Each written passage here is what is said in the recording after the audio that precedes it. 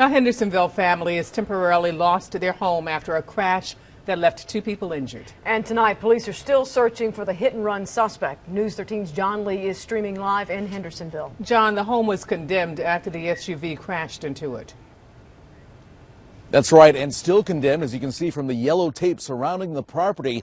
According to police, the way this went down was pretty bizarre. They say the suspect was actually by himself in an SUV in the passenger side, trying to back that vehicle up from across the street. And when he did try to back that car up from the passenger side, he hit the gas and went right into that driveway, hitting 2 people, including a toddler. And according to Barbara Smith, that incident's still very fresh in her mind.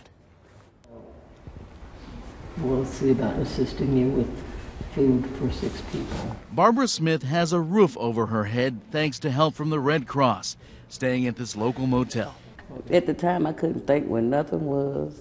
Still reeling from the accident that injured the 2-year-old nephew she was babysitting and her friend Marshall Waters. Barbara says Waters was trying to keep the boy from being hit.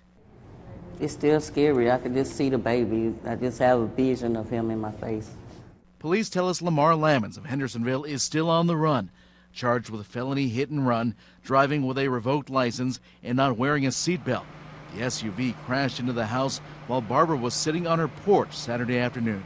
Next thing I know, I just seen a truck flying by, hit the baby, and I was jumped up screaming and hollering, and I think I was in a shock. It scared me so bad. We call him Keemy, but his name not King. Little Keemy received stitches in his head and is recovering from surgery to insert a rod into his leg. He's in serious but stable condition. Now the priority is getting back into her home. As bad as things were, she says they could have been much worse. Because my daughter and my cousin was sitting in the front room, and the wood and the glass fell on her. They were bruised and scratched. And after all that's happened, Barbara has a simple message for the suspect. Just come and turn yourself in before it get worse. I don't think he meant to do it. And Mr. Waters, we're told, had a broken shoulder in the incident. We're showing you the window right now in front of this house because just a short time before our 5 o'clock newscast, police were here along with Mrs. Smith.